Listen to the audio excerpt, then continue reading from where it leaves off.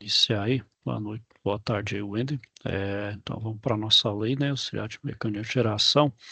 Então vou abordar alguns temas aí, depois vou passar uns vídeos de prática assistida. A gente fez ali no Jardim Colorado. Espero que ajude aí você aí no curso, né? Ver as práticas. Então aqui eu vou falar um pouco da parte teórica, falar principalmente, né? Como é que funciona o nosso sistema de refrigeração com compressão a vapor. Então, independentemente do seu porte, deixa eu compartilhar a tela aqui, seja ele um sistema doméstico mais simples, vamos supor um frigobar, por exemplo, tem um sistema maior de câmara fria, utilizando amônio, um sistema muito maior, um sistema de compressão a vapor e tem o mesmo princípio físico. O que é? Então, é o meu compressor, né? Então, eu injeto o trabalho pelo compressor, esse compressor ele vai fazer, então, circular um fluido. Esse fluido refrigerante ele vai ser responsável por fazer a troca térmica do ambiente que eu quero climatizar ou refrigerar, né? Então, ele vai comprimir o meu fluido refrigerante e ele vai fazer isso através de mudança de estado físico, tá? Então, ele absorve o calor do meio, evaporando, ou seja, ele pega aquele calor e evapora, e aquilo que ele tinha de frio, né, aquela energia térmica mais baixa de frio, joga para dentro do ambiente, onde eu refrigero ou climatizo. Depois ele aumenta a sua temperatura e pressão, passando pelo compressor, e esse calor precisa ser rejeitado para fora. Isso vai ser lá no condensador. Meu condensador, então, pega esse conteúdo de calor, joga para fora, fazendo então com que o meu fluido mude de estado, passe do estado vapor para líquido. Só que ainda um líquido de alta pressão. Aí eu vou aliviar a pressão utilizando um dispositivo de expansão, pode ser um tubo capilar, uma válvula mecânica ou uma válvula eletrônica. Ela vai aliviar a pressão, fazendo com que diminua a pressão desse meu fluido. Aí ele retorna para o evaporador e assim recomeça o ciclo. Bom, então para saber a retirada de calor, eu preciso então saber quais são as formas de transmissão de calor e a chamada carga térmica, ou seja, eu preciso saber o tanto de calor que eu preciso retirar daquele recinto, do ambiente, por unidade de tempo, geralmente é o chamado BTU-hora, né, que é o British Thermal Unit, né,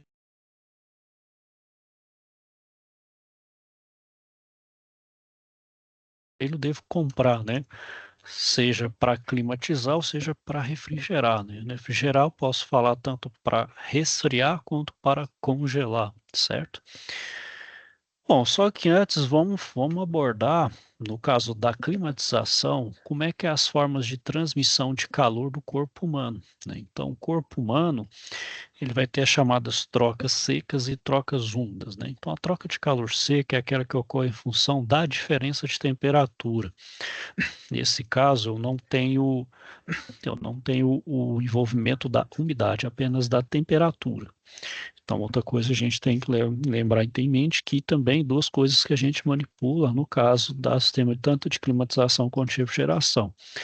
Além da temperatura para baixar, é que eu preciso baixar a temperatura de um ambiente, eu também preciso controlar a umidade. A umidade também é outro fator que determina ali a questão de carga térmica ali de um ambiente. Bom, então essa troca seca, onde só tem a mudança de temperatura, a gente chama de calor sensível, né? Ele pode ocorrer pela convecção ou radiação. Convecção e radiação são duas formas de troca de calor. A convecção é utilizar um meio fluido, seja água ou ar, né?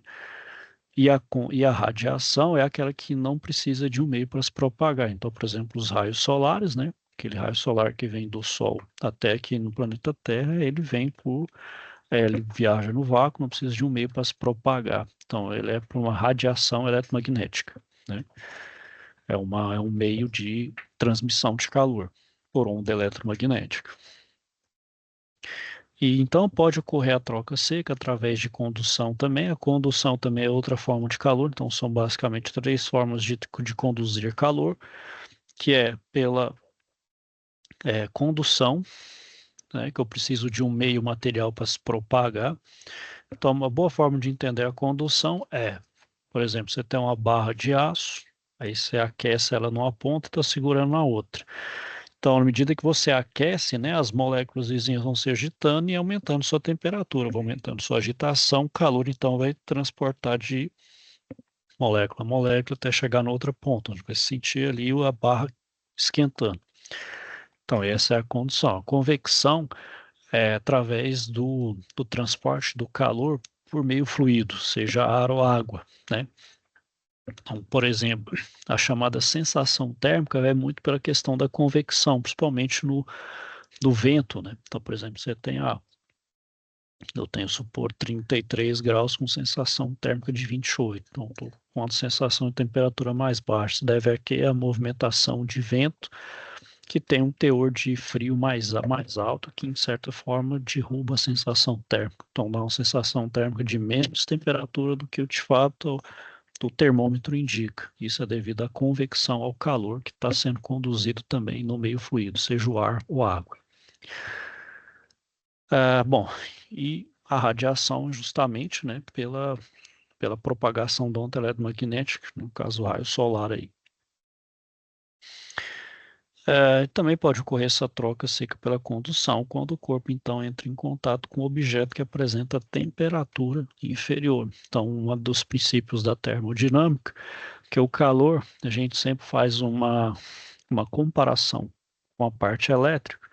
O calor é uma espécie de corrente, né? No caso, o calor é a energia térmica em trânsito. Então, o calor sempre vai de algo de maior temperatura para um de menor temperatura, até atingir o chamado equilíbrio térmico, né? Então, essa condução pode ser feita dessas três formas, né? Condução, convecção, radiação.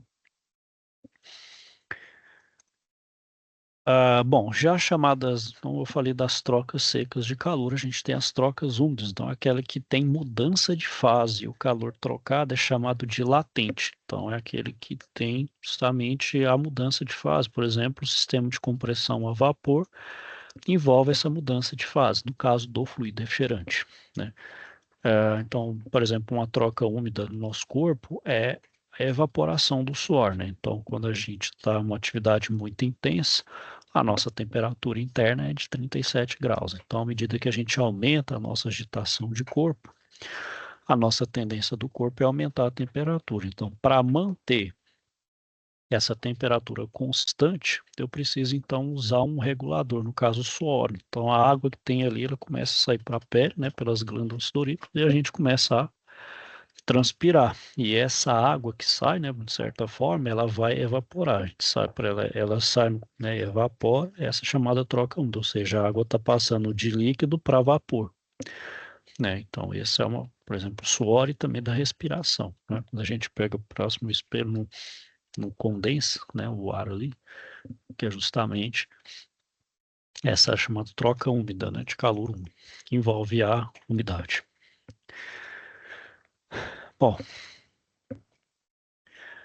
então o ser humano, né, a gente então troca o calor por essas quatro formas, por condução, que vai depender da diferença de temperatura entre duas superfícies ou corpos que ocorram contato físico, por convecção, então depende também da temperatura entre a superfície ou o corpo e o ar, que vai também depender da velocidade do ar. A velocidade então influi também, principalmente nessa questão que eu falei de sensação térmica. E a troca por radiação, que também depende da diferença de temperatura da superfície ou corpo no entorno. E a troca por evaporação depende da atividade geradora de calor, além da própria velocidade e umidade do ar. A umidade também influencia nesse sentido, né? Então, por exemplo, a gente pega a nossa região centro-oeste aqui, ela é um calor quente seco, então em torno de 35 graus e em torno ali de 40, 50% de umidade. Já na região norte, lá é também mais ou menos essa temperatura, só que uma umidade de 90, né, 90%. Por quê? É questão climática ali, está mais perto do Equador.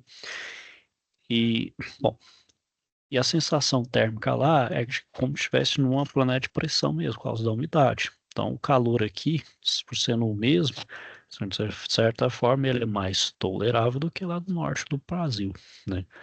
Então, essa questão da umidade também influencia nessa questão de sensação térmica, de controle, né, de carga térmica também. Então, falando da carga térmica, ele é o passo inicial para eu saber o tanto que eu preciso retirar de calor para eu poder justamente dimensionar os componentes de um sistema de refrigeração e climatização, que é aqueles quatro básicos, né? Compressor, condensador, dispositivo de expansão, evaporador. Bom, e como é que eu defino essa carga térmica? É a quantidade de calor latente é aquele que eu mudo a temperatura sem alterar o estado físico, e o latente é aquele que eu altero o estado físico da substância, passo ele de vapor para líquido, para vapor, de vapor gás e assim por diante. Então, a quantidade que eu tenho que retirar ou adicionar, né? Por exemplo, se for um sistema de aquecimento, é o tanto que eu preciso adicionar. Se for para resfriar, quanto eu preciso retirar, né? Então, só essa questão de nomenclatura aí, né? E qual que é o objetivo disso? É justamente, no caso da climatização, atingir as chamadas condições ideais e conforto térmico. E, no caso da refrigeração, é poder conservar os alimentos, seja resfriando-os ou congelando eles, né? Resfriar é até a temperatura de solidificação da água de zero, e congelar é abaixo da temperatura de solidificação da água, né? Que é abaixo de 0 graus. Bom, então, para calcular a carga térmica, a gente considera então as cargas externas, internas, carga de pessoas, iluminação e também de aparelhos, né? Então, são praticamente esses quatro ali. Aqui eu vou falar de uma forma um pouquinho mais simplificada, depois eu vou dar um exemplo de uma norma aí que é a 5858 de 83, que dá um exemplo mais detalhado de como fazer esse cálculo de carga térmica. Bom, então a primeira carga externa que a gente tem é a insolação. Então, a insolação é uma das maiores parcelas que tem, que é justamente a penetração do sol, né, dentro do ambiente. E ela é uma das maiores, né, e é conforme a época do ano. Claro, o verão, né, que é o ápice ali da incidência de raio solar, é onde vai ter a maior incidência, né, de insolação. É, Geralmente ela é a parcela mais significativa, como eu falei, e é utilizada em edifícios, como por exemplo, a gente pode utilizar anteparos, né? Então, toldos, cortinas, pode colocar película, né? Películas refletoras, como isofilme ou outras ali, né? Para fazer a reflexão do raio solar. Posso também colocar muros, árvores, né? A gente sabe que quanto mais árvores ali, melhor, né? Porque a planta ela precisa da luz solar para produzir o seu próprio alimento, então ela absorve, né? Uma boa parte desse raio solar ela vai absorver. E isso então garante menos raio solar que vai infiltrar no ambiente, né? Então a gente pode utilizar. Então são várias formas de poder amenizar essa questão da infiltração, da insolação dentro do ambiente. Isso, claro, diminui a carga térmica, logo você gasta menos também com ar-condicionado. Bom, a outra também, pessoal, é a condução. Então, por exemplo, as paredes, elas vão conduzir calor, né? Então, quanto mais eu dificultar a passagem de calor por condução, também eu melhoro a questão da carga térmica. Então, eu diminuo também ali o dimensionamento com ar-condicionado. Eu preciso gastar menos energia, né? Então, por exemplo, paredes mais espessas, ou por usar uma espécie de isolante, eu ajudo nessa questão da condução. Também é menos calor que entra no ambiente e menos carga térmica se considerar. Bom, essas são as cargas vindas de fora, né, externas. Eu preciso considerar, então, as cargas internas. Então, por exemplo, as cargas internas, eu posso falar as pessoas, né, as pessoas que vão estar dentro do ambiente, eu preciso saber quanto tipo de pessoa, qual que é o tipo de atividade que eu vou considerar. Se as pessoas estão mais paradas, por exemplo, escritório, as pessoas estão mais paradas. Se é uma academia, as pessoas então em atividade. E a gente sabe que o ser humano, ele emite calor. Então, quanto mais agitado o seu nível de atividade física, mais ele emite esse calor, uma espécie de radiação mesmo de calor.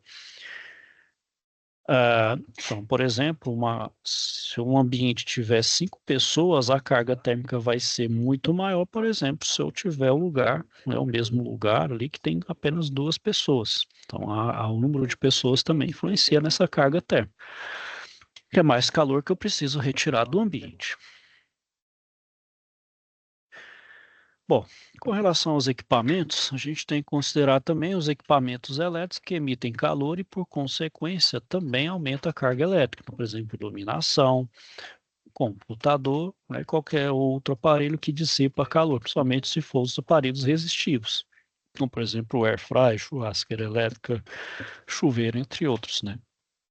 Eles emitem calor, esse calor também precisa ser retirado do ambiente, também é um outro fator que eu considero na hora de fazer o cálculo de carga térmica. A outra carga interna que eu considero também é a iluminação. Então, a luz, né? A luz também, a sua principal função é iluminar, porém ela também dissipa calor, né? Ela é uma potência, essa potência dissipa calor. Também preciso retirar calor dele, né? Então, antigamente a gente tinha as lâmpadas incandescentes, que dissipava muito calor, aí depois foi para as fluorescentes, a fluorescente ela dissipa menos calor, porém o reator que vem junto com ela também gera um calor que precisa ser retirado. E uma evolução da lâmpada fluorescente são as lâmpadas de LED, né? As lâmpadas de LED, elas gastam bem menos energia, né? Então elas iluminam bem mais a um custo de energia. Porém, quanto mais brilho eu preciso, mais potência vai exigir. Logo, é carga também que eu preciso retirar. Bom, a outra carga também é de infiltração, né? A infiltração, então, por exemplo, o meu ambiente está todo fechado, claro que vai infiltrar, pode ser pelas janelas, pelas portas, qualquer, vamos dizer assim, frestas que tem, que pode entrar calor do ambiente externo para o ambiente interno. Então, também preciso considerar isso, né? E a infiltração, a gente pode pensar no primeiro momento, mas a carga de infiltração não é externa. Bom, a gente pode até pensar que sim, mas a infiltração é qualquer calor ali de forma não planejada, por assim dizer, né? Então, é aquele calor que entra e que precisa ser retirado. A gente considera, por exemplo, o número de janelas, se as portas vão ficar abertas ou mais fechadas, para, né, a gente poder é, calcular isso na carga térmica. Claro, outra coisa a gente tem que observar é a questão da renovação de ar, né? O ar precisa ser constantemente renovado, até para não ter saturação de CO2, né? Então, mas a gente fecha totalmente o ambiente, a gente, né, inspira O2 e respira CO2, vai saturar o ar de CO2. Então, eu preciso renovar o ar com oxigênio, com ar novo. Claro, esse ar que vai ser renovado, ele também vai ter uma quantidade de calor e umidade que eu preciso retirar ele do ambiente, né? Então, algo que eu também preciso considerar para um cálculo de carga térmica. É, bom, esse exemplo aqui agora, vamos fazer é um cálculo simplificado, né, de seleção de equipamentos. Então, vai ser condução de calor, né, vou considerar condução de calor, o calor proveniente da entrada de ar externo ao ambiente que se deseja climatizar, o calor proveniente da ocupação do ambiente com pessoas, iluminação e equipamentos elétricos, e a radiação absorvida através de superfícies transparentes e opacas, como vidros transparentes, sem tratamento, e vidros jateados ou com películas. Então, as variáveis que de fato são necessárias para o cálculo simplificado de um determinado ambiente que se pretende climatizar são as seguintes. A primeira coisa que eu preciso: as dimensões do ambiente que eu vou refrigerar, a altura, largura e comprimento, o número de portas e janelas no ambiente e suas respectivas dimensões, né, suas áreas, que é a largura e a altura. Se a janela recebe luz solar, né, se há utilização ou não de proteção, como cortinas ou películas, e se há predominância em algum período específico, se é dia ou noite. Quantidade de dispositivos elétricos e de iluminação e suas respectivas potências nominais. E o número de pessoas que geralmente utilizam o ambiente que se deseja climatizar, né? Então, e todos são os fatores que a gente vai utilizar para fazer o cálculo. Bom, então a primeira coisa que a gente vai considerar aí é essa relação entre volume do ambiente e calor absorvido vai mostrar a relação entre fatores de duas situações. Então, primeiro eu calculo o volume, que é a altura vezes largura vezes comprimento, e verifico, bom, qual que é a metragem cúbica. Isso eu vou considerar que o meu ambiente está com telhado, sem telhado ou com telhado. Aí vai ter um calor a ser trocado, no caso, quilocaloria por hora, né? Então, por exemplo, opção sem telhado, quando a gente fala assim, é apartamentos que não são estilo cobertura ou ambientes que estão abaixo ou um andar mais alto, né? No caso aí, edificações, né?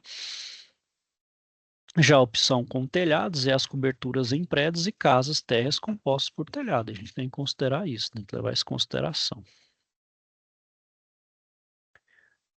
Bom, essa outra tabela aí, ela vai mostrar o vínculo entre a área das janelas no ambiente a ser climatizado e o calor absorvido por elas. Então, todas as áreas de janela eu vou calcular as suas áreas e vou somar. Aí, no que somar, eu vou considerar ali, ó, é com proteção pela manhã, é com proteção pela tarde, se é sem proteção pela manhã ou se é sem proteção pela tarde, né?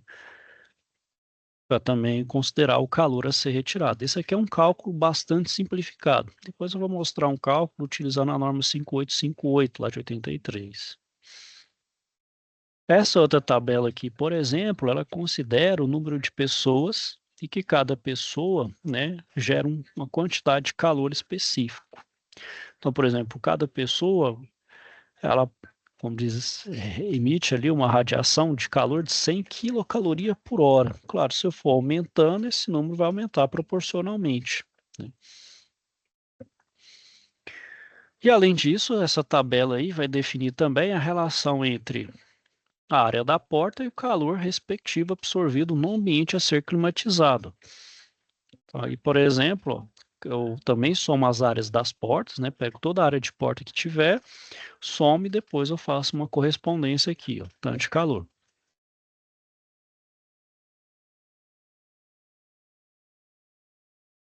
E essa outra tabela aí, ó, ela vai relacionar a potência nominal e o calor gerado, né? Então, é a potência nominal de um aparelho, né?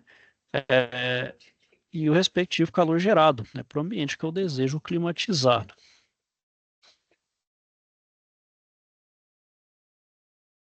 Então, por exemplo, é, tenho aí uma,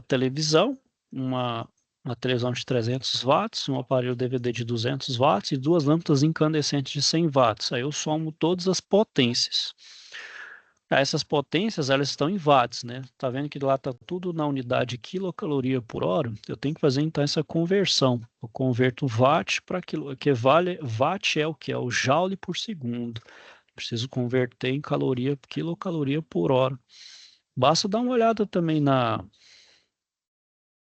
basta dar uma olhada no Google, dá lá, coloca lá, converter watt para quilocaloria hora, já te dá o fator de conversão.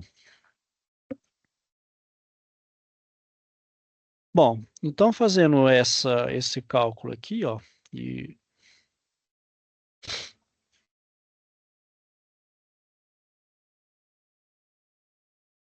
opa, peraí que eu já fiz já pulei aqui, né? Então vamos fazer esse seguinte exemplo aqui, ó. Vamos calcular uma carga térmica de uma sala residencial de 4 metros de largura, 5 de comprimento e 3 de altura. Então a gente já faz o volume, né? 4 vezes 5 vezes 3, 60 metros cúbicos. A casa é terra, ou seja, ela possui telhado, há uma janela de 5 metros quadrados, com cortina que recebe sol pela tarde. Usualmente, 3 pessoas utilizam o ambiente. Dispõe de apenas uma porta de 3 metros quadrados e os equipamentos elétricos e dispositivos de iluminação são então, uma TV de 300 watts, um aparelho DVD de 200 watts e duas lâmpadas incandescentes de 100 watts cada. Bom, antes de prosseguir, coloque em mente o seguinte: não existe um gabarito fechado. Se você mesmo sozinho refizer 10 vezes esse cálculo de carga térmica, você pode ter até 10 resultados diferentes. Pode ser conhecido uma vez ou outra. porque depende muito de consideração, aquilo que você está levando em mente ali, depende muito dos seus pré-requisitos. Talvez pode chegar num momento que ficou superdimensionado, talvez você está com restrição de orçamento, você precisa readequar, aí você vai precisar refazer os cálculos, né? Então, isso faz necessário. Bom, então esse cálculo simplificado, então a gente tem uma sala com 60 metros cúbicos e telhado. Então, daquela tabela relação lá, a gente tem um volume do ambiente e o calor absorvido, que é 1.300 quilocalorias por hora, né? Então, indo naquela tabela, 60 metros cúbicos, 904, com telhado, lá, 1.300 quilocalorias por hora. Uma janela de 5 metros quadrados com cortina que recebe sol à tarde. Então, daquela tabela, entre a área de janelas do ambiente e calor absorvido, então a gente tem aqui, ó, 1.000 quilocalorias por hora. No meu exemplo também, eu considero 3 pessoas que utilizam o ambiente. Então, 3 pessoas, cada um ali 100 quilocalorias por hora, dá 300 quilocalorias por hora. Bom, uma porta de 3 metros quadrados, da relação entre área da porta e calor absorvido, eu tenho 330 quilocalorias por hora, né? Continuando aí, né? Então, dos aparelhos elétricos e eletrodomésticos, eu tenho uma TV de 300 polegadas, um DVD de 200 watts e duas lâmpadas incandescentes de 100 watts. Então, eu somo, dá 700 watts. Convertendo, eu vou ter 560 quilocalorias por hora. Bom, feito isso, então, eu vou somar todas as parcelas. Então, lá, 1.300 mais 1.000 mais 300 mais 330 mais 560. Eu tenho 3.490 quilocalorias por hora. Para converter para BTU por hora, que eu preciso dessa unidade para saber, por exemplo, qual aparelho eu vou ter que comprar, eu multiplico por 3,96. Então, é 3.490 vezes 3,96, que é 13.820 BTU hora, certo? Então, até que o Ender tenha alguma dúvida, questionamento, se você puder mandar uma mensagem ali, eu consigo visualizar ali sua mensagem aqui no WhatsApp.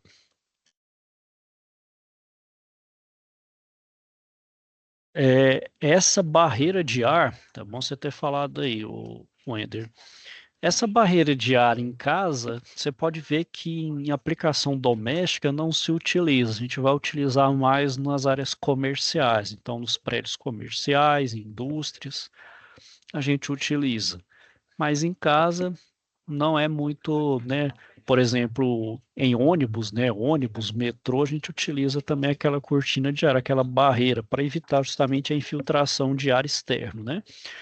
A barreira de ar ali, vamos dizer, é uma principal solução para poder evitar a infiltração. Não faz sentido em ambiente doméstico, até porque ambiente doméstico não é um ambiente que tem muita entrada e saída de pessoas, não é tão frequente, né? Assim, depende, né? Se o cliente estiver disposto a gastar, porque a barreira ali de ar, né? Você vai precisar fazer um ventilador que joga um fluxo, é uma potência a mais a ser considerada, né? Então você vai gastar um pouco mais de energia.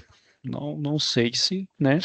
Depende muito de cliente, talvez é um cliente que está disposto a gastar, quer uma cortina de ar, uma barreira de ar, vai, por exemplo, né, da aplicação do cliente, mas em aplicação residencial, muito pouco usado. É mais nas áreas comerciais, onde a gente tem uma circulação de pessoa muito mais frequente, muito maior, né? Eu vou passar um vídeo aqui antes, então, de... Opa, pode falar aí, Wender.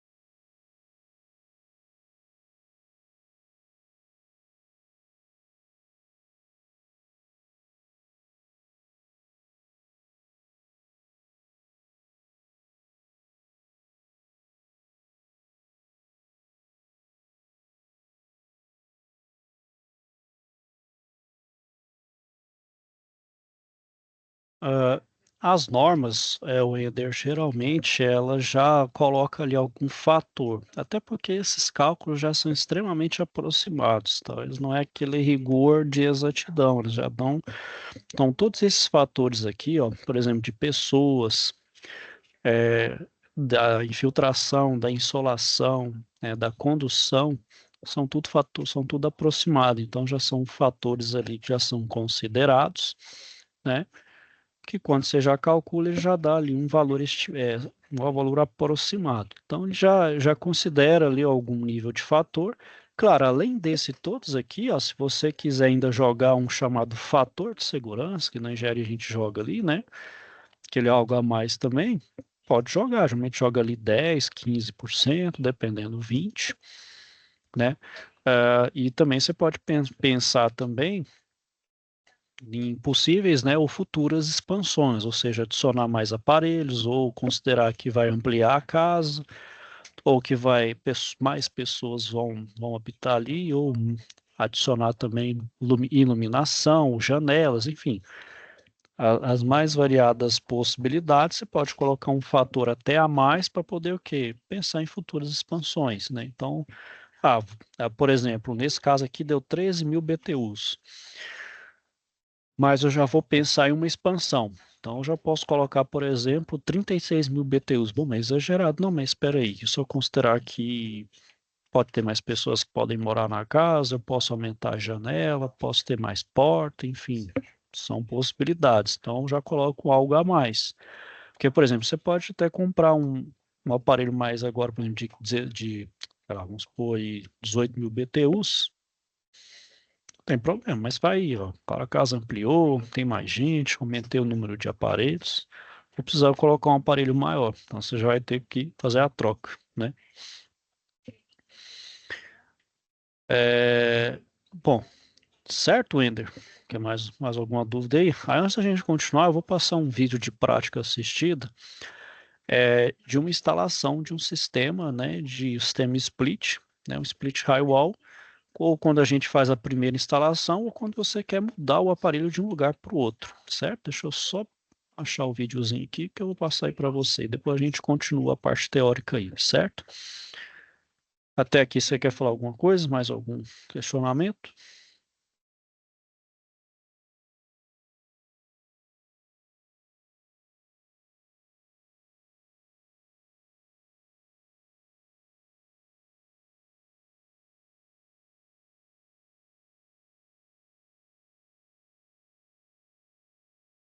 Tá, eu vou passar o vídeo aí, depois a gente continua, certo?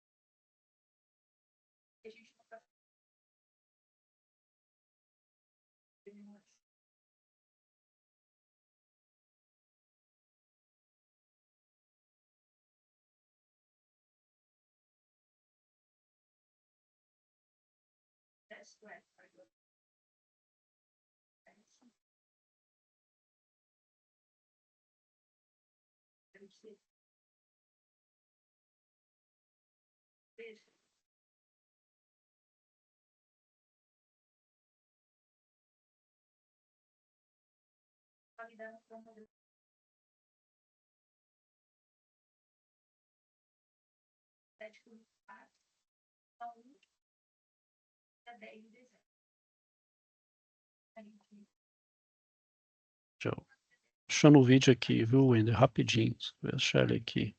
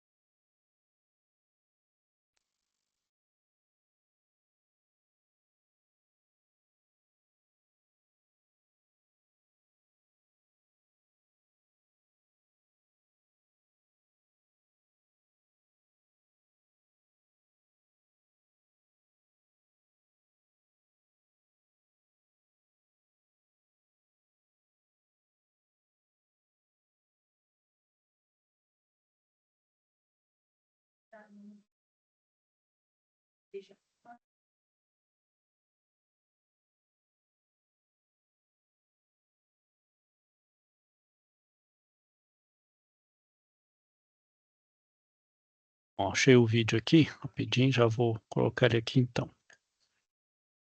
Compartilhar aqui como áudio. Então eu vou passar primeiro como se fosse uma realização de uma primeira instalação e a outra é como se você estivesse mudando, né? Passando de um lugar para o outro.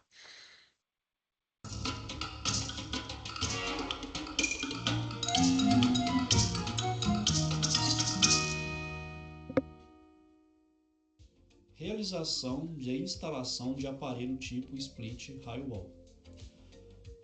Ao se realizar a primeira instalação de um aparelho de ar-condicionado, realizar a leitura do manual de instruções do fabricante. As duas unidades, externo e interno, precisam ser conectadas com a tubulação. Independente do fabricante, a unidade interna, o evaporador, está com tubulação fechada e com nitrogênio dentro da tubulação. A unidade externa, condensador, está selada e com a carga padrão de fluido refrigerante. Ao instalar as tubulações na evaporadora, limpa-se internamente com nitrogênio. Feito isso, faz-se a conexão com a condensadora e verifica os parâmetros de pressão com o manifold.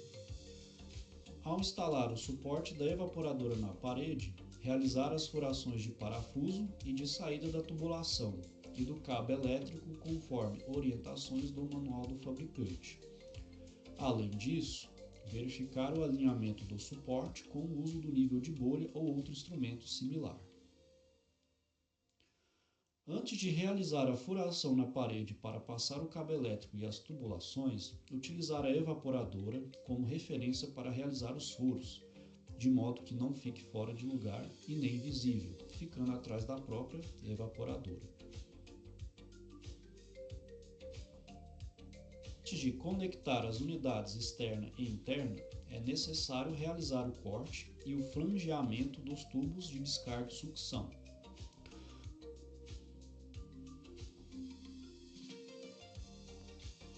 O corte é realizado com um cortador de tubo. Após o corte, é necessário retirar a rebarba utilizando uma lima. Uma observação: nunca retirar rebarba ou escariar com a boca do tubo voltada para cima. A rebarba retirada pode ir para dentro do tubo e prejudicar o sistema, principalmente o compressor.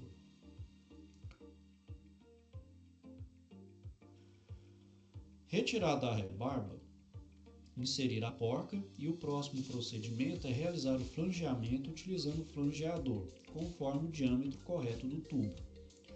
O procedimento é realizado tanto para a tubulação de descarga quanto para a tubulação de sucção.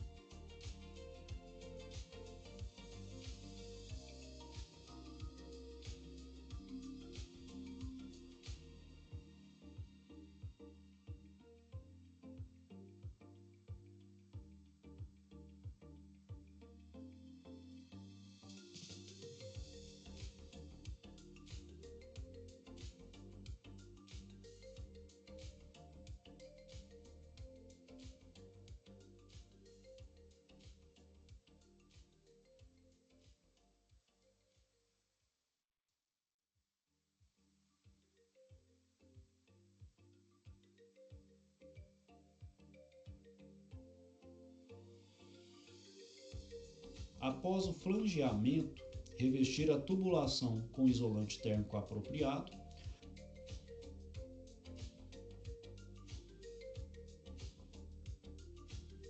passar o cabo elétrico e realizar a conexão das tubulações com a evaporadora.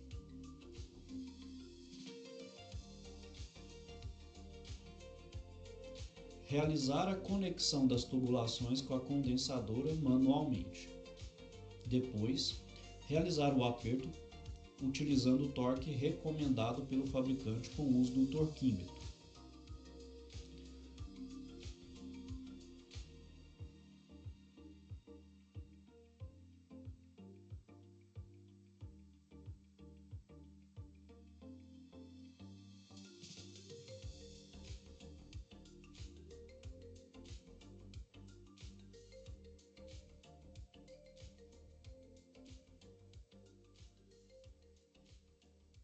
Realizar as conexões do cabo elétrico na condensadora, respeitando o lugar correto de instalação.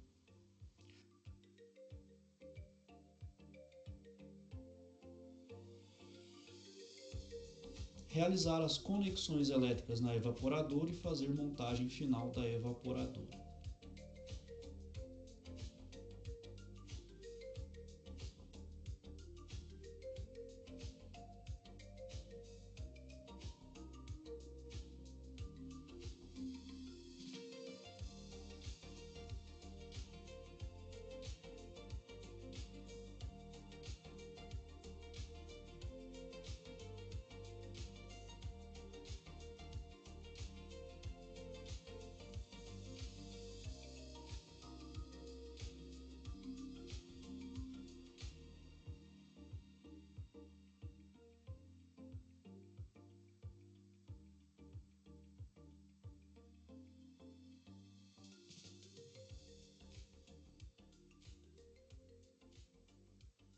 Após realizar toda a montagem, ligar o aparelho na tomada e fazer o teste de funcionamento.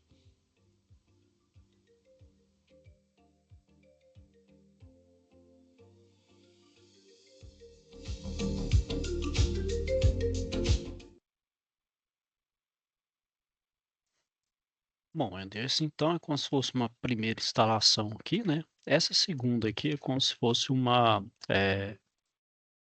instalação de uma remoção de um lugar e colocando em outro, né? Então você está removendo um aparelho de um lugar, né? Tanto as duas unidades e colocando em outro, ok? Tem alguma dúvida com relação aí ao vídeo, Wender? Com dúvida, questionamentos?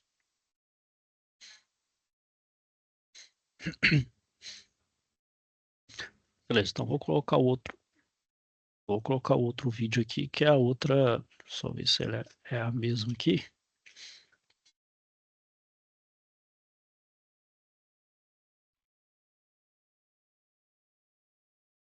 Tá, esse mesmo. Deixa eu compartilhar de novo aqui com o som.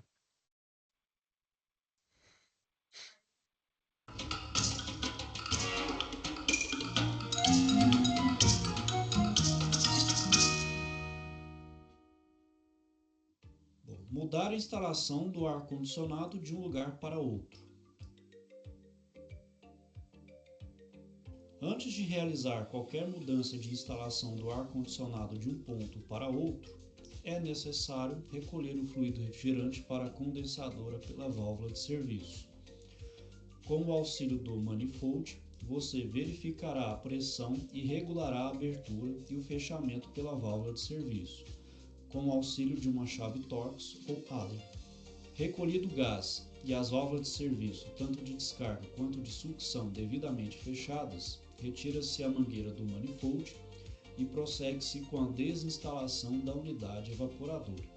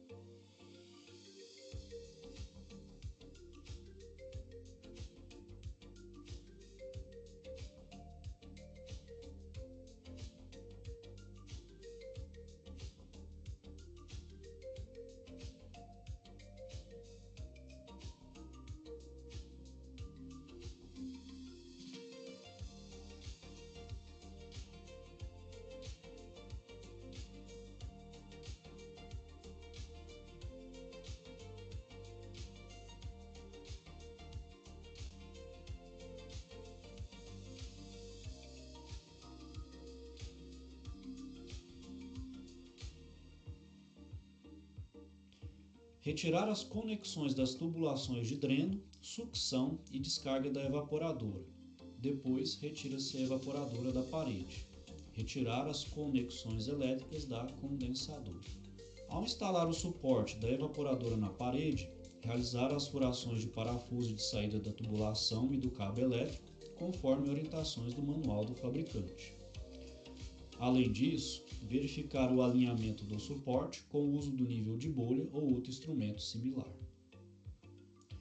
Antes de realizar a furação na parede, para passar o cabo elétrico e as tubulações, utilizar a evaporadora como referência para realizar os furos, de modo que não fique fora de lugar e nem visível, ficando atrás da própria evaporadora.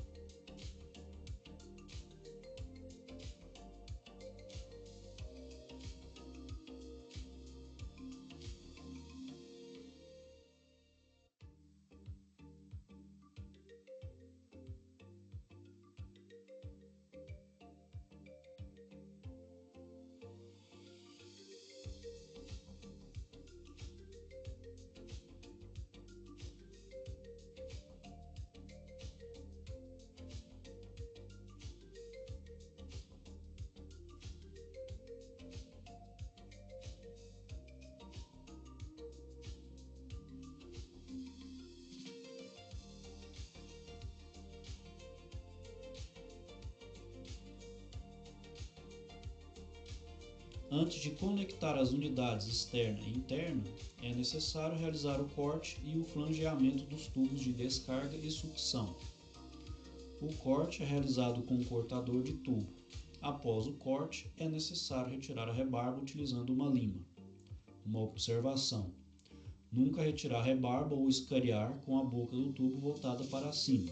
A rebarba retirada pode ir para dentro do tubo e prejudicar o sistema, principalmente o compressor. Retirada a rebarba, inserir a porca e o próximo procedimento é realizar o flangeamento utilizando o flangeador, conforme o diâmetro correto do tubo. O procedimento é realizado tanto para tubulação de descarga quanto para tubulação de sucção.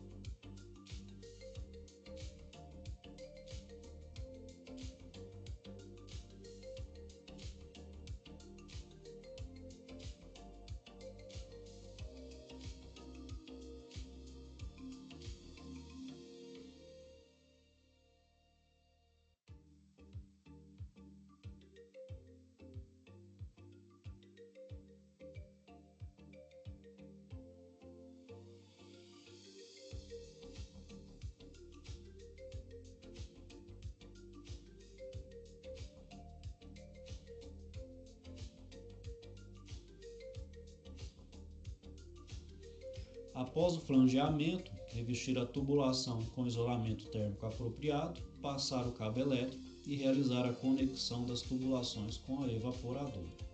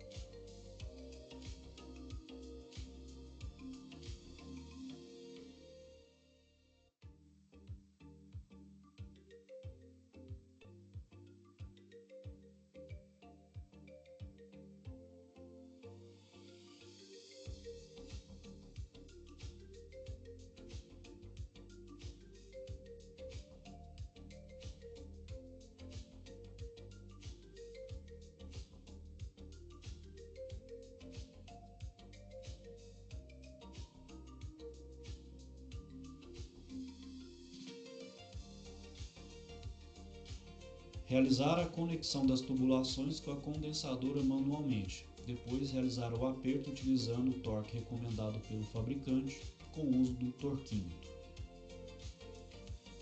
Realizar as conexões do cabo elétrico na condensadora, respeitando o lugar correto de instalação.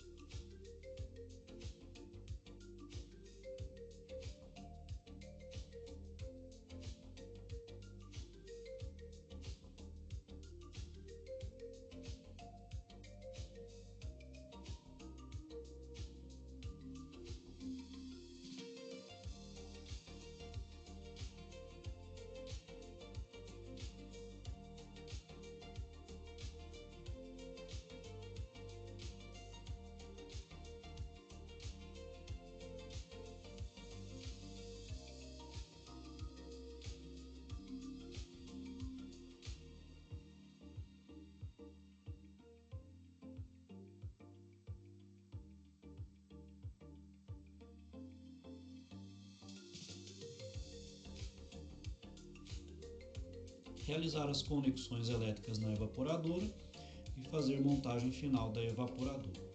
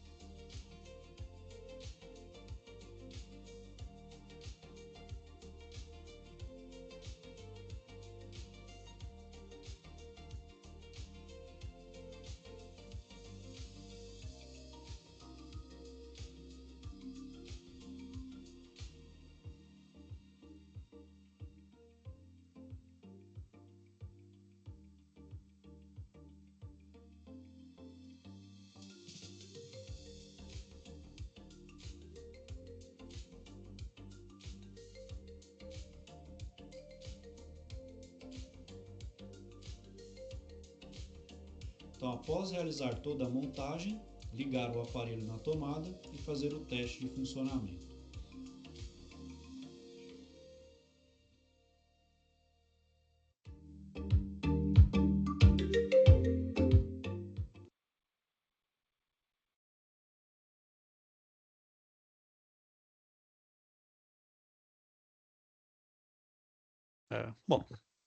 Bom, Eder, então, é, nesse caso aí, mostrei nessa parte de instalação. O que que eu vou falar agora? Eu vou falar um pouco sobre, né, sobre a instalação, né? A gente viu a instalação, quais são as ferramentas, a gente viu algumas, né? Então, vou só dar aquele adendo de quais a gente utiliza aí, né? Claro, do, é, da área de refrigeração, né? Só um minutinho, deixa eu compartilhar aí.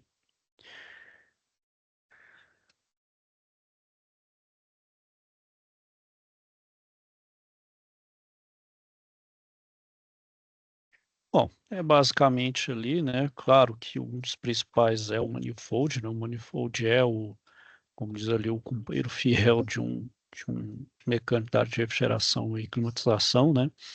Que é dele que você faz ali praticamente todos os procedimentos.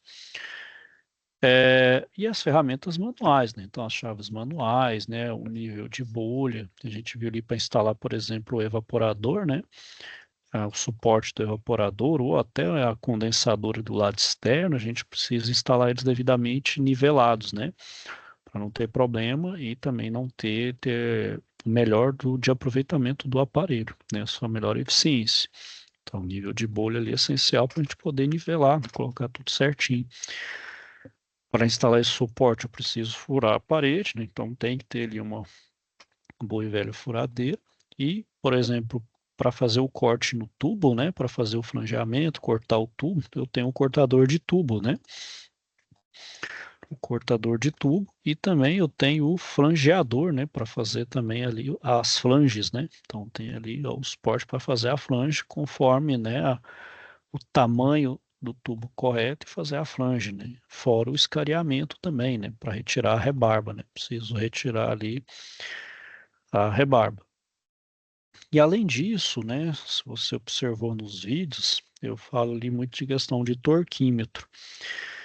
A gente não utilizou ali, até porque é uma forma mais didática, mas até o próprio fabricante indica o uso de torquímetro, até porque as tubulações são em cobre, e o cobre ele é bastante flexível. Então, se você colocar uma força, nem precisa ser uma força muito grande, é um pouco mais excessiva, você vai tender a deformar ele, estragar a tubulação. Aí você vai ter que fazer um retrabalho. Então, não precisa de apertos muito fortes. Você pode utilizar o torquímetro, ajusta ele, né? O torquímetro mais utilizado é o de estralo, né? Aquele que você utiliza para 3 estralos, né? Da terceira até no terceiro você já pode deixar de atuar ali, que já é o torque correto, né? Então, é uma forma de você não colocar uma força excessiva ali e garantir o aperto necessário para o sistema, né?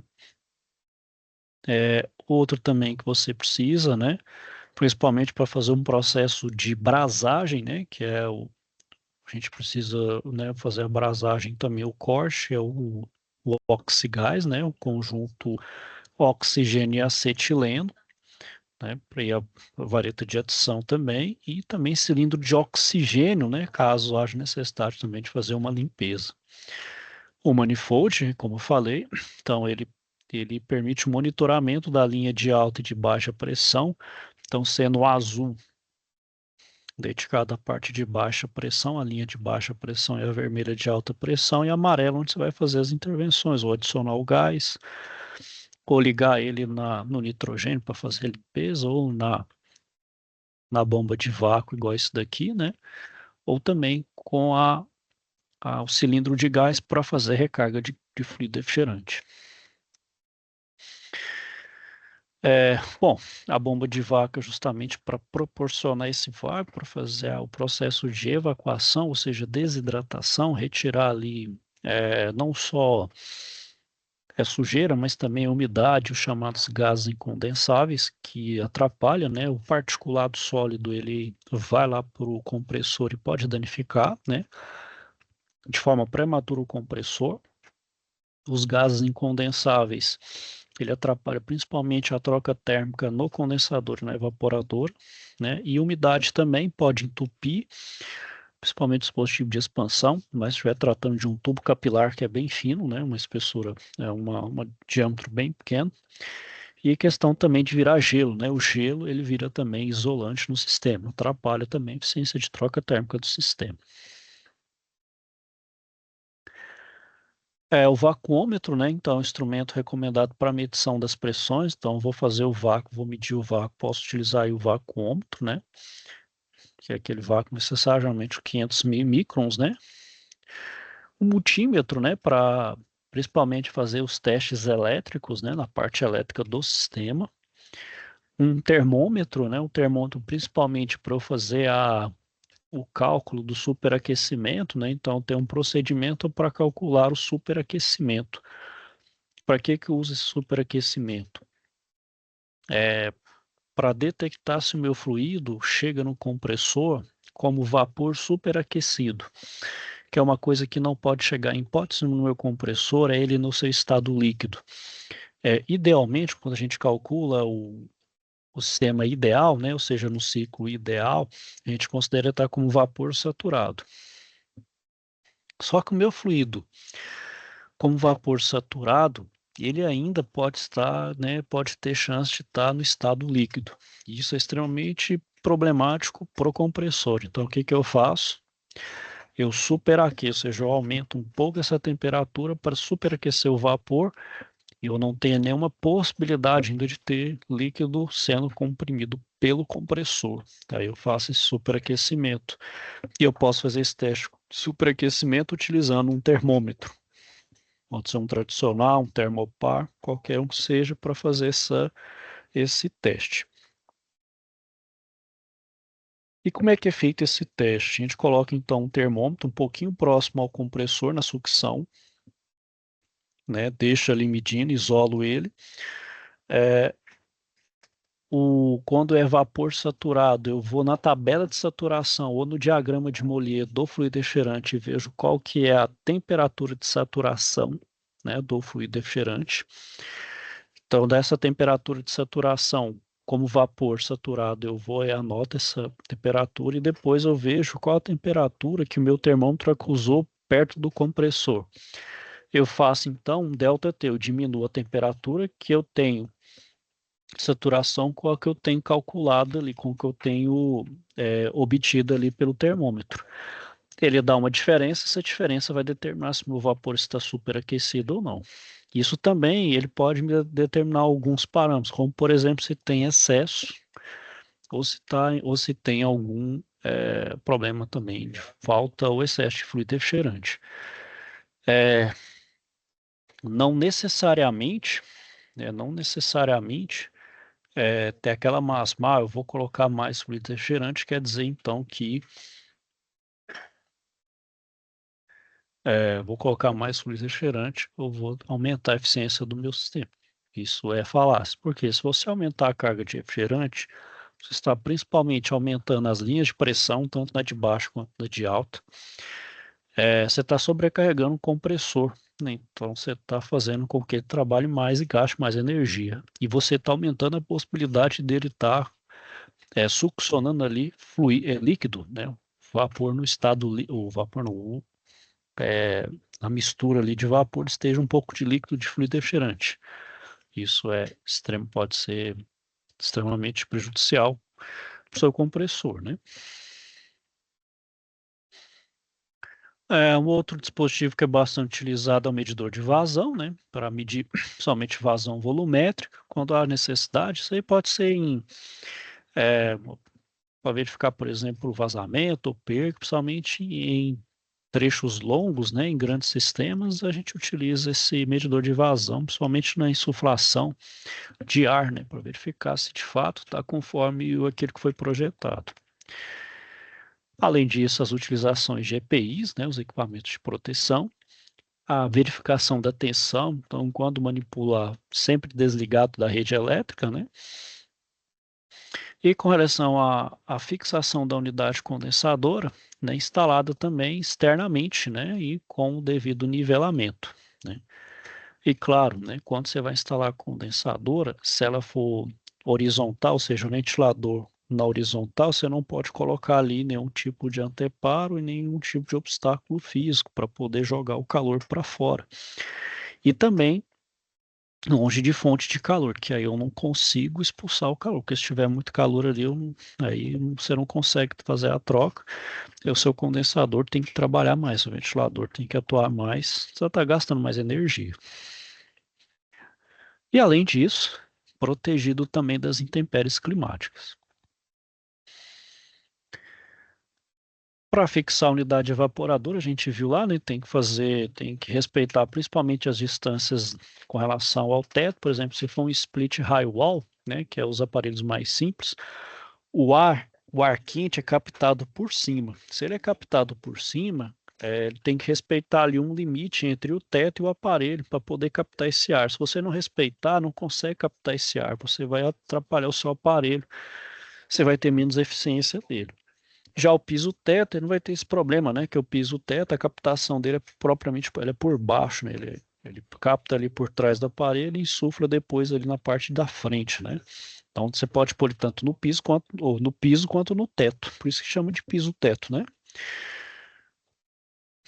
Então observar essas características de cada aparelho, né? Por isso sempre ficar de olho, principalmente no manual do fabricante, né? Atento ali às suas orientações. A interligação, né? Então as conexões, as tubulações entre as unidades condensadora e evaporadora, né? Então, como vai ser a interligação das tubulações de fluidos, a parte de drenagem, né? Então, a gente tem aquela parte condensado, né? Então, se você não instalar o dreno correto, aquela água que deveria sair, ela vai acumular. Aí você gera umidade, pode gerar também proliferação de micro-organismos. Isso é prejudicial para a saúde, né? Além disso, pode estar prejudicando também a questão do aparelho, né? Bom, alguns casos peculiares também é quando se vai fazer a instalação da unidade externa, ou seja, a condensadora ela fica no nível acima da evaporadora. Aí você tem que fazer, ó, principalmente aqui na linha de sucção, né, quando vai passar do evaporador para lá para o compressor, eu tenho que fazer chamado sifão aqui, ó, a cada 3 metros tem que fazer cada 3 metros de altura ali eu tenho que fazer esse chamado sifão, essa curva aqui, ó, para evitar o que o líquido vá, para evitar que líquido, né, chegue ali direto e dê aquele chamado golpe de Ariete, né? Então tem que fazer esse sifonamento aqui. Só nesse caso, né? Se for geralmente que é o mais comum, a evaporadora ficar acima da condensadora, não há necessidade de fazer o sifão. Só quando a condensadora fica acima da evaporadora. Bom, continuando aqui. Bom, além disso, né, a questão dos diâmetros, né, é fundamental também que se consulte, né, o manual, e diâmetros fora os especificados também gera problema, pode levar à queda de rendimento do sistema e até diminuição de vida útil.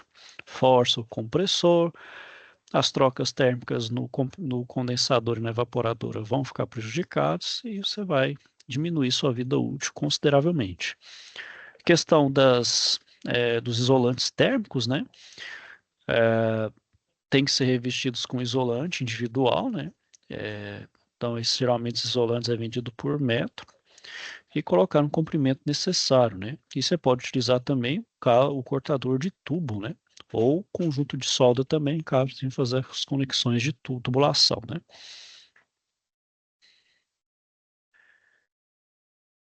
Bom, e como falei, né, na evaporadora a gente posiciona o tubo de cobre e a mangueira de dreno, né? Então gera-se o dreno, essa água de condensação, ela precisa ser drenada, né?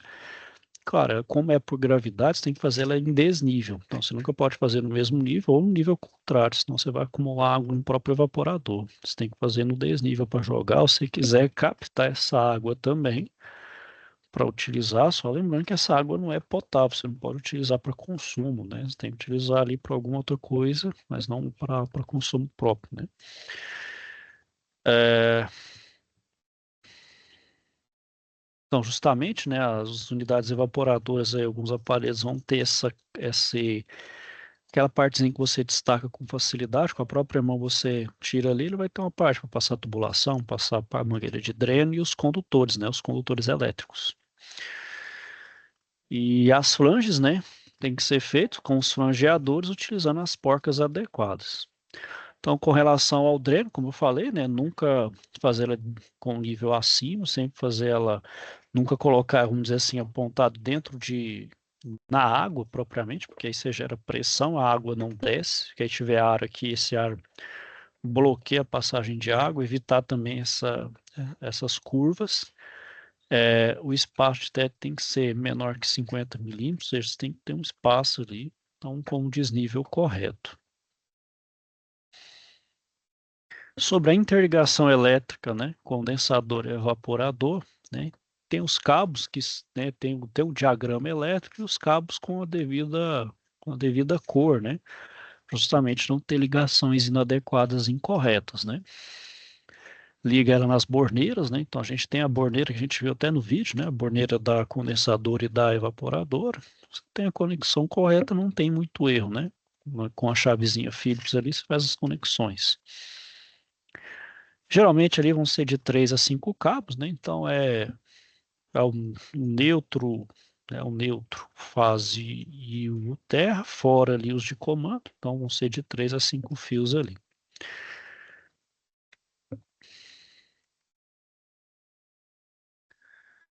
Bom, para fazer o processo de vácuo, né, vai ser necessário a utilização de uma bomba de vácuo e de um vacuômetro. Então, com esse aparelho, eu acompanho o nível de vácuo para verificar, né, o nível de estanqueidade e também se está bom ou não a limpeza, se isso é suficiente ou não, né?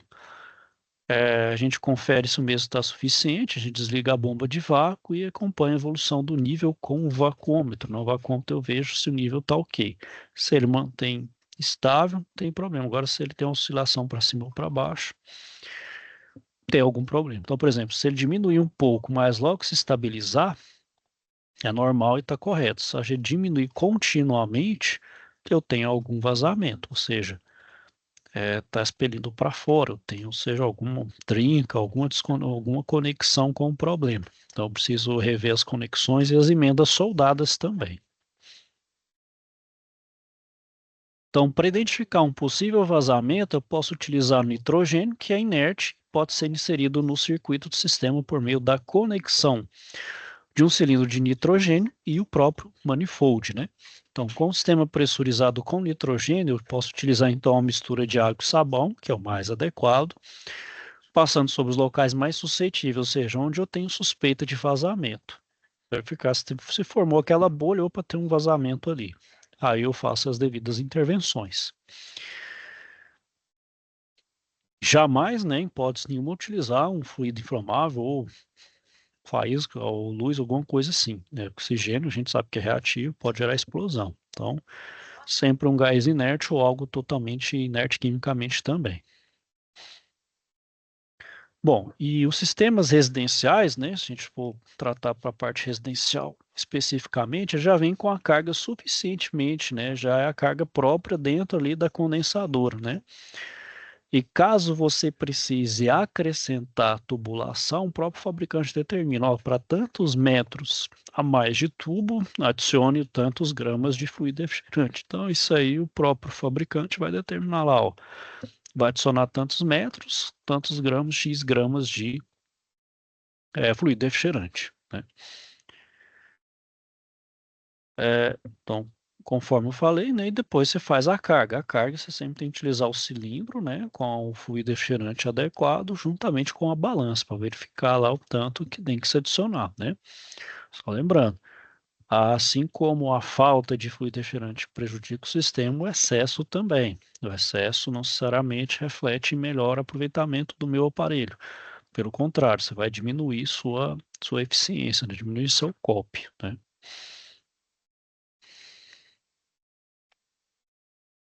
Então, eu falei do teste de superaquecimento, né? Eu já até mencionei ele já aí, né? Deixa eu olhar, verificar se está como vapor superaquecido ou não, né?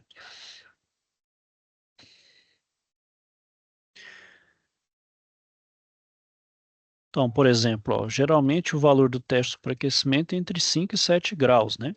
Se ele estiver abaixo de 5 graus, né? Então, esse ΔT está abaixo dos 5, eu preciso retirar fluido. E por outro lado, acima de 7, pode ser necessário, né? Então, por exemplo, abaixo de 5, eu estou com excesso de refrigerante, ou seja, eu preciso retirar fluido.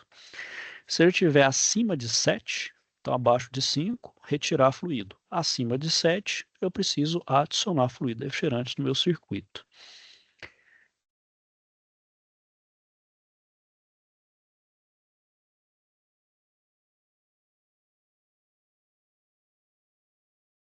Então aí eu faço os testes, né? Eu também posso fazer o teste de subresfriamento da mesma forma que eu faço no superaquecimento. Aí o teste de subresfriamento, agora onde eu vou instalar o termômetro é lá na saída do condensador. Lá na saída do condensador eu instalo o termômetro devidamente isolado, né, para não pegar a temperatura de fora. E eu vou pegar também o valor quando sai do condensador do ciclo, quer dizer que agora o meu fluido ele é um líquido saturado, então tem que pegar a temperatura de líquido saturado do fluido refrigerante. Anota esse valor e depois eu pego o valor que eu captei lá do termômetro. Faço a diferença da mesma forma no superaquecimento. Assim como o subresfriamento também pode indicar se o meu sistema está devidamente balanceado. Se o valor estiver abaixo de 8 graus, vai ser necessário adicionar fluido. Acima de 10, eu vou ter que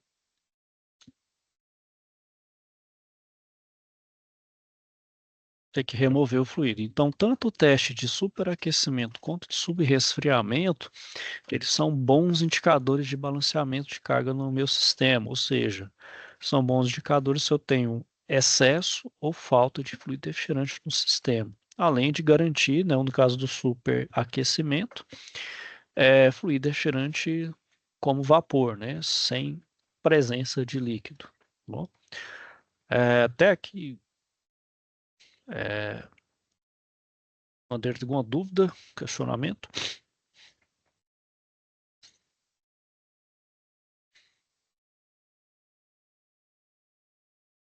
Certo, Wander, eu vou passar então agora um outro vídeo que ele vai mostrar um teste de vazamento ali. Então, como é que se prossegue, né? Se tiver um vazamento e fazer uma recarga de gás.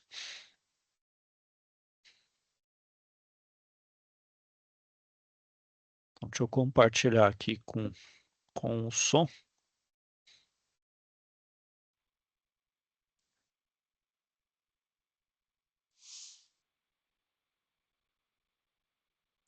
Olá, estudantes. Tudo bem? Hoje vamos falar sobre o procedimento de detecção de vazamento em sistemas de refrigeração e também do recolhimento de fluido refrigerante em um sistema residencial. Para detectar um vazamento, pessoal, a gente utiliza, né, atualmente um dispositivo, né, que é esse aqui, que chama detector de vazamento. Né? Então ele é autocalibrável, né? Então para calibrar aqui, pessoal, o meu ambiente tem que estar livre de contaminantes, porque senão ele não consegue detectar da forma fidedigna. Então eu faço a autocalibração, né? Faço ele esperar um momento, né? Como vocês estão vendo aqui é um da Bosch. Então, feita a calibração, pessoal, eu coloco então para fazer a detecção, né? Onde eu tenho uma suspeita, né, de que tem um vazamento. Então, por exemplo, eu estou fazendo aqui na válvula de serviço, né? Ele vai emitir um sinal sonoro. O próximo procedimento, pessoal, que a gente vai fazer aqui é o recolhimento de um fluido refrigerante, né, do sistema. Então, eu conecto a mangueira de alta pressão, que é essa mangueira vermelha, na válvula de serviço. Essa válvula de serviço encontra-se então na condensadora. Então eu faço as devidas conexões aí, como vocês podem estar vendo. Bom, o próximo componente que a gente tem, pessoal, é a recolhedora de fluido refrigerante, onde eu também faço as devidas conexões do manifold até ela. E, por fim, eu faço a conexão entre a estação recolhedora e o meu tanque recolhedor, onde eu vou, então, acomodar o fluido refrigerante que eu vou retirar ali do meu sistema. Então, faço as devidas conexões, faço o ajuste das válvulas de pressão de ajuste. Dessa forma, a gente tem um recolhimento do fluido refrigerante para o tanque recolhedor, utilizando a estação recolhedora. Faço esse monitoramento através do manifold. Então, como vocês podem estar reparando ali na parte vermelha, que representa a linha de alta pressão, tanto pressão e temperatura, vai tendo uma diminuição. Essa diminuição da pressão é até quando eu faço o total recolhimento do fluido refrigerante aqui.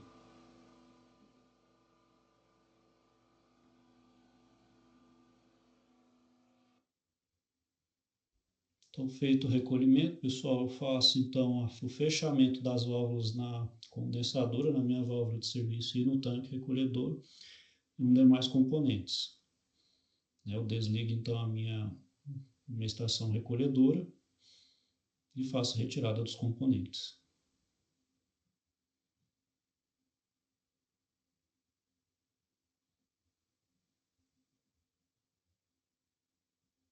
Então, o próximo procedimento, pessoal, após retirada do fluido refrigerante, é fazer a limpeza, né, do meu sistema, do meu circuito frigorígeno com nitrogênio.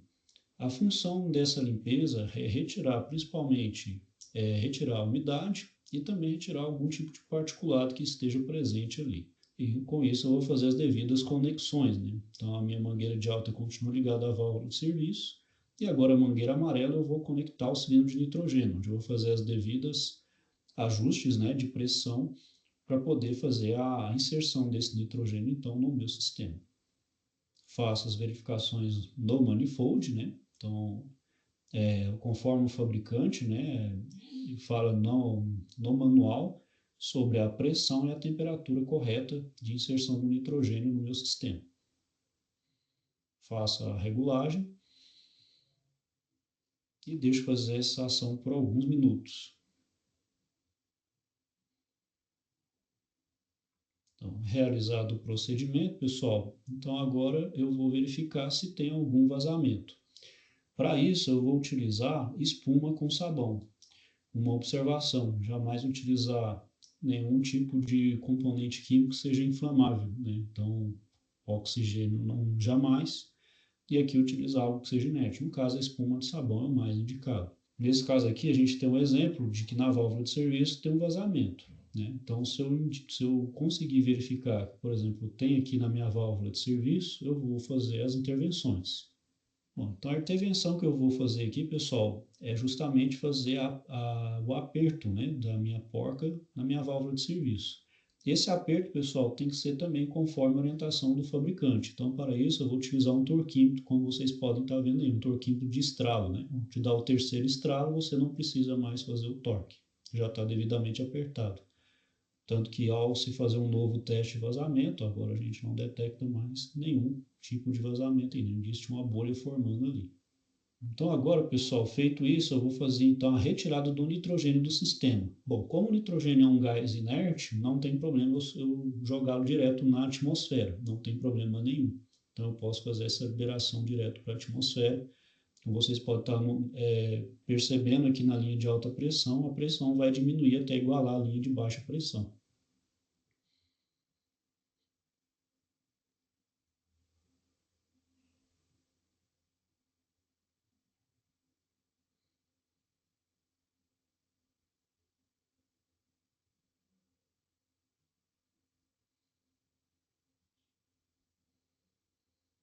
Bom, após tirar então o nitrogênio, pessoal, a gente retira a válvula da válvula de serviço ali, né, do manifold. E agora a gente segue com o procedimento então de limpeza com vácuo, né, utilizando a bomba de vácuo. Então, por exemplo, a gente utiliza um monovacuômetro para fazer o monitoramento do vácuo, conecta novamente a mangueira de alta junto ao vacuômetro e depois do vacuômetro a gente conecta ele à bomba de vácuo.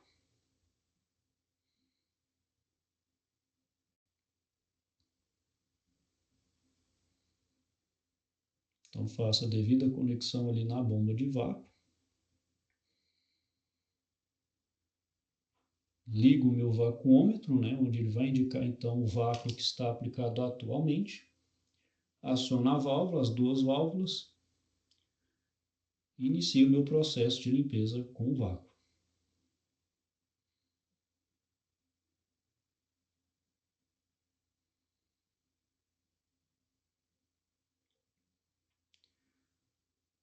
Bom, pessoal, esse tempo de procedimento vai variar de acordo com a capacidade da máquina. Então, uma máquina menor, ela vai precisar de menos tempo. Uma máquina maior vai exigir um maior tempo, onde eu até atingir um vácuo ali próximo dos 250 microns.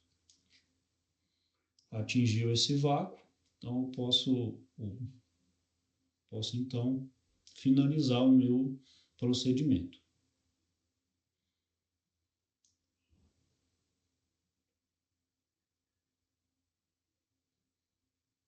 Agora eu volto a mangueira de alta para a respectiva encaixe do manifold. E a outra mangueira eu vou fazer a conexão do fluido refrigerante. E agora eu inicio o meu processo de recarga de fluido refrigerante. Agora eu vou colocar o fluido refrigerante, né, dentro do meu sistema. Então eu vou utilizar o cilindro, né, do fluido refrigerante e uma balança. Então a balança começa com um X de peso, então à medida que vai diminuindo o peso, quer dizer o tanto de carga que foi para dentro do meu sistema.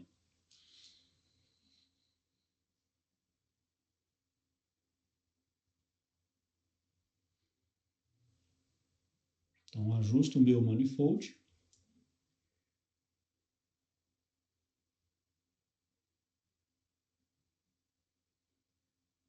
E começo a minha inserção de carga no meu sistema.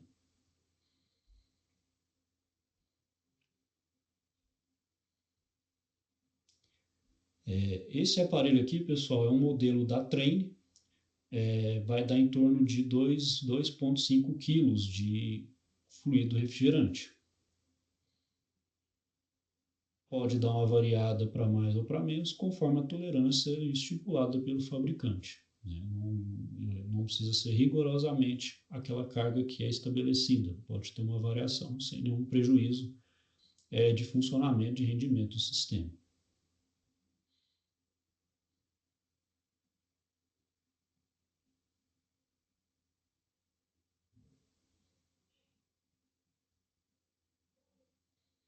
Então, atingida a massa de carga inserida, faço então o fechamento do meu sistema, né?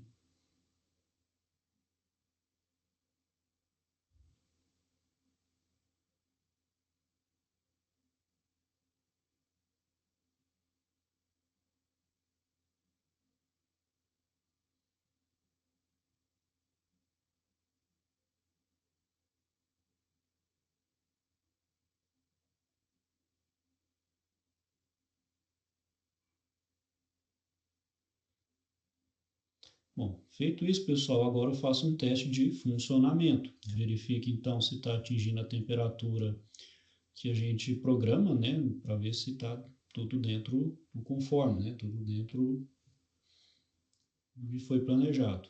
Então faço a desmontagem, fecho então a válvula do meu cilindro de gás refrigerante, faço as verificações no manifold, né, para verificar se está dentro dos parâmetros também, né, conforme o fabricante determina. E algo deve ser observado também, pessoal. Quando a gente faz a recarga, tem que se lembrar que o fluido refrigerante vai estar dentro do manifold e dentro das tubulações aqui das mangueiras. Então, eu tenho que levar em consideração essa diferença também e fazer com que esse fluido refrigerante volte para o cilindro, de forma que eu não perca ele dentro das mangueiras. Isso que se soltar na atmosfera pode ter algum problema, principalmente ambiental e também de toxicidade, né, para o usuário, para quem está fazendo a operação. E com isso, pessoal, a gente faz então o desmonte do processo. Então, eu desconecto as mangueiras e verifico se está tudo funcionando corretamente, né? O acionamento no condensador e no evaporador se está fazendo a climatização correta.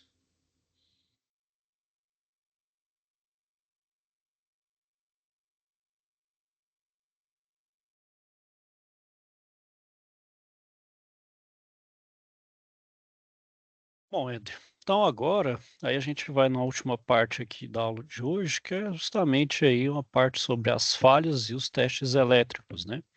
Então, qual que é o diagnóstico, o que fazer, né? Então, deixa eu...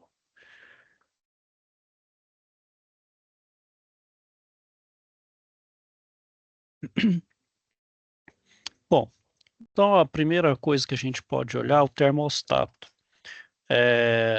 E o que o termostato, o mau funcionamento dele, pode refletir? Pode impedir a partida do compressor, quando necessário, que prejudique então todo o sistema de refrigeração residencial. Então, ela pode ser causada pela ruptura de algum contato elétrico do mesmo, ainda pela sujeira acumulada nele. Então, situação também que pode levar à descontinuidade de seus contatos. Pode ter a possibilidade também de ocorrer o derretimento desses contatos do termostato, faria com que o compressor ficasse sempre ligado, ou seja, funcionando até de forma indevida, que também prejudica, né, o rendimento do conjunto e sobrecarrega o seu compressor, diminuindo sua vida útil. Bom, só ver se não é. Então, o teste para verificar, né, é realizar o multímetro, é utilizar o bom e velho multímetro. Vou verificar principalmente continuidade de corrente e se o mesmo deve estar energizado, ou seja, se tem continuidade ali. Se ele estiver ligado conforme especificação. Caso o defeito seja identificado, fazer a substituição, né? O dispositivo de proteção, ele é para proteger os compressores, também conhecido como protetor térmico, né? Esse é do próprio compressor. O seu mau funcionamento pode impossibilitar, então, a partida do compressor do sistema ou ele não atuar corretamente. E permitir também o funcionamento do compressor em situações adversas, como, por exemplo, em temperatura elevada. Pode prejudicar o próprio sistema, a temperatura elevada também pode passar para o próprio fluido refrigerante e também para o óleo, né? O óleo lubrificante, a gente sabe que tem uma relação direta entre temperatura e viscosidade. Então, quanto maior a temperatura, menor a viscosidade. Então, ele perde poder de lubrificação. E isso prejudica, então, né, as proteções das partes móveis do meu compressor. Então, no Brasil, né, os protetores térmicos são acoplados externamente à carcaça do compressor de refrigeração, justamente para facilitar a identificação e considerando que o nosso país é predominantemente uma temperatura mais elevada do que os países, vamos dizer assim, os países frios, né? Então, cuidado aqui, no caso, tem que ser até maior. Então, para testar o funcionamento desse protetor térmico, a gente utiliza um multímetro e verifica a continuidade entre os seus terminais. E caso não haja, a gente recomenda então a substituição, conforme então a indicação do modelo do mesmo. Também no sistema, a gente vai ter os relés de partida, né? Então, ele é responsável por permitir ou não a energização da bobina auxiliar do compressor, né? No sistema de refrigeração residencial. Seu mau funcionamento impede a partida do compressor. No caso do sistema de refrigeração residencial, a gente utiliza o PTC, né, que é um sensor aí de temperatura, né, de partida. E verificar o seu funcionamento é também utilizando o multímetro, onde observa que com o relé de partida com seu enrolamento de fio de cobre virado para baixo, não deve haver continuidade entre os seus terminais.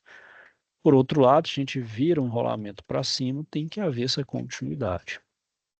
Se o comportamento for diferente do descrito, a gente providencia a troca conforme a orientação do manual do sistema. O capacitor, né, então, ele é utilizado para auxiliar na partida do compressor, né? Ele pode impedir, então, seu mau funcionamento impede a partida do compressor e não utiliza o conjunto. A gente sabe que sistemas monofásicos, a gente utiliza o compressor para auxílio de partida, né? Principalmente no caso do compressor. E por que essa falha ocorre?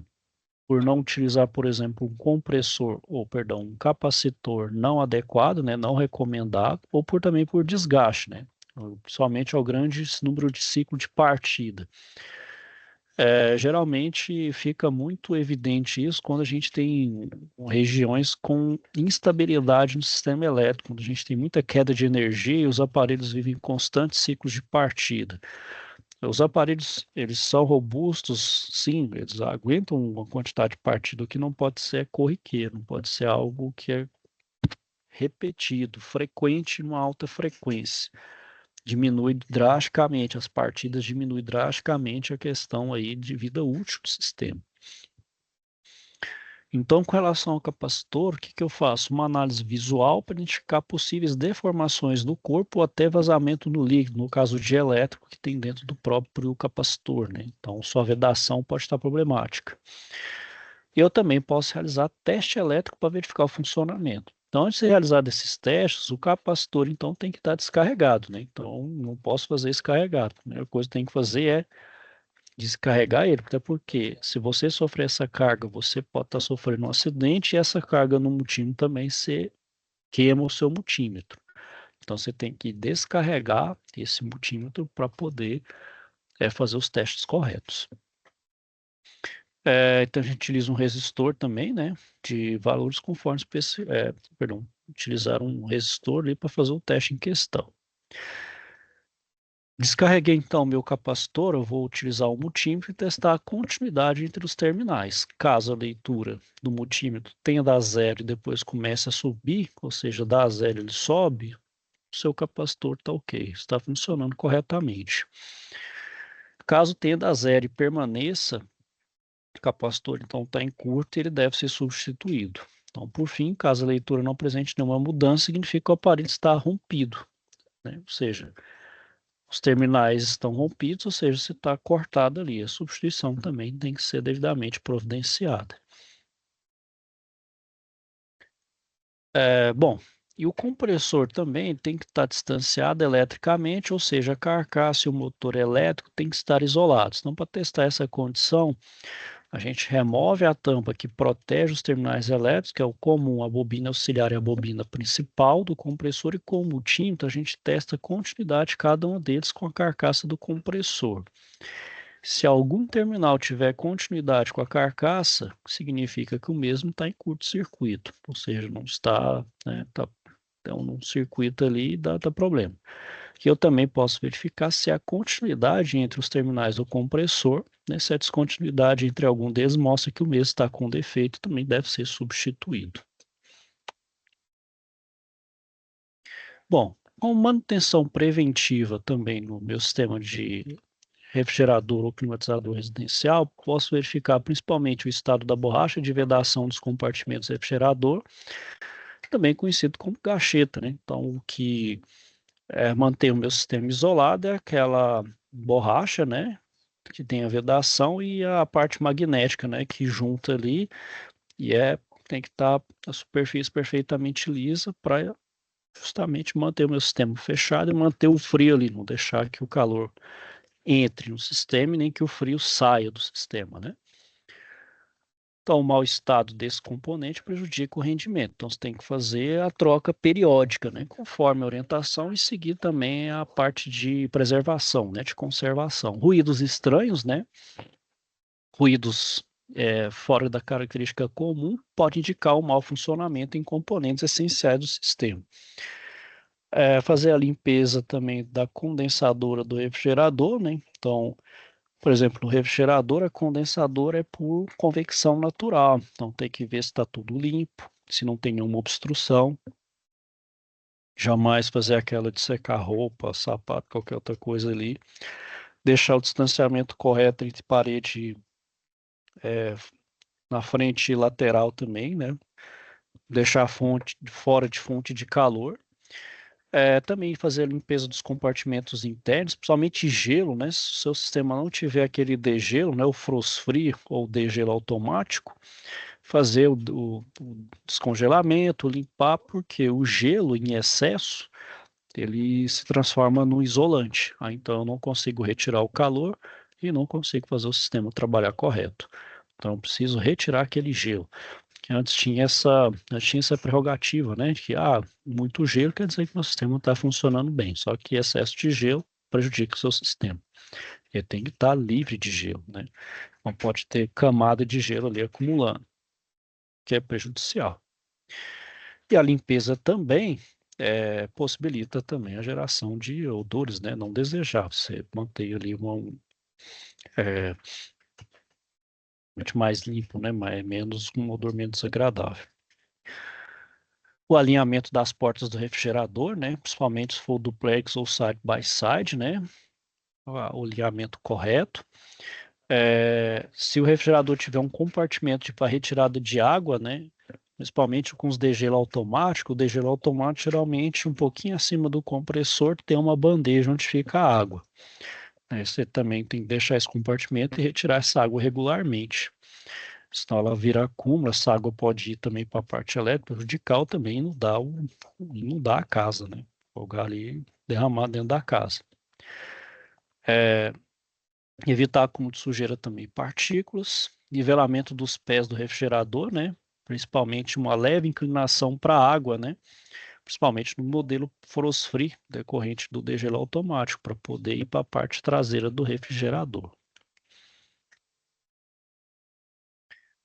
O termostato, né? Eu falei, o termostato tem que ser testado, verificado, está na posição correta.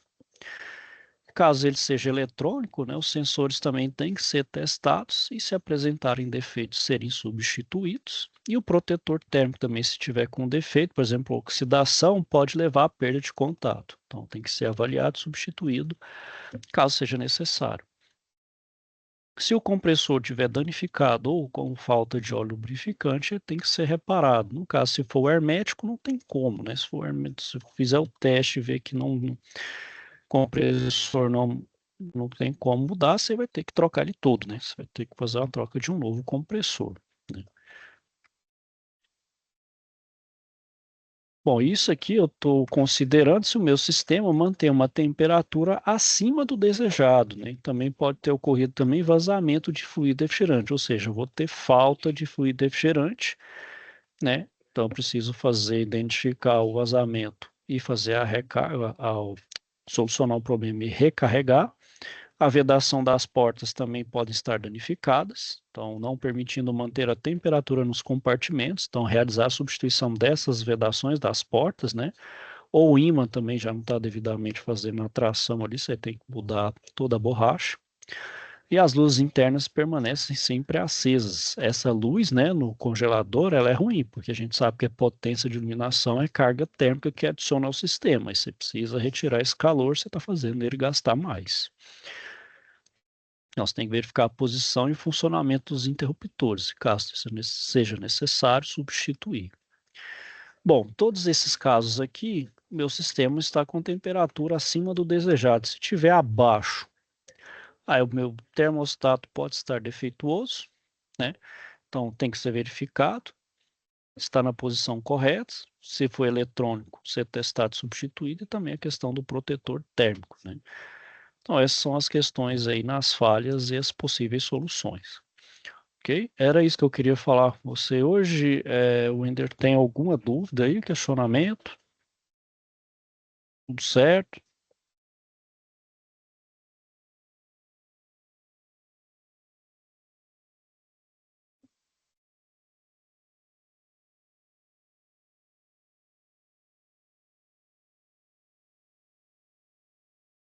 Ok? Então, sem dúvidas, eu vou então esperar você digitar aí.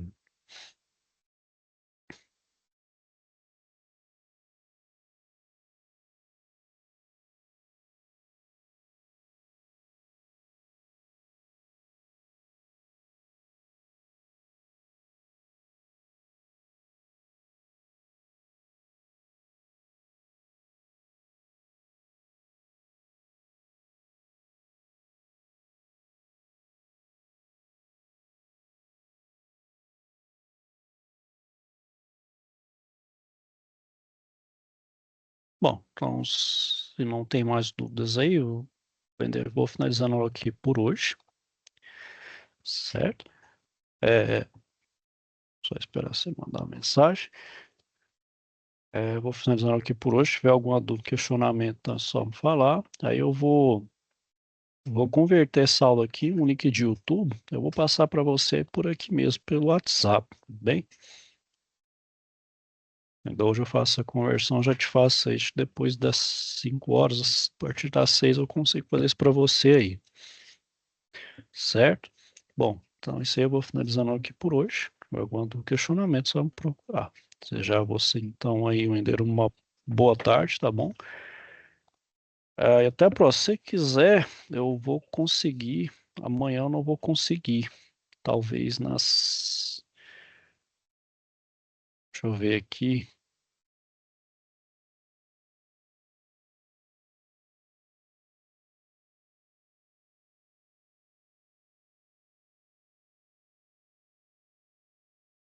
Consigo uma aula de 1 hora, das 3 às 4 pela amanhã.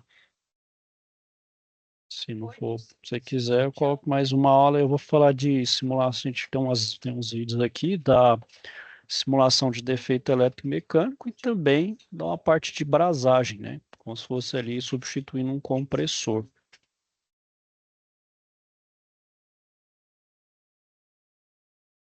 Aí amanhã eu posso passar mais um pouco dessa aula aí, certo? Aí das 3 às 4. É uma aula um pouquinho menor do que essa. Essa foi um pouquinho mais extensa, né? Mas creio que eu abordei bastante aí do conteúdo.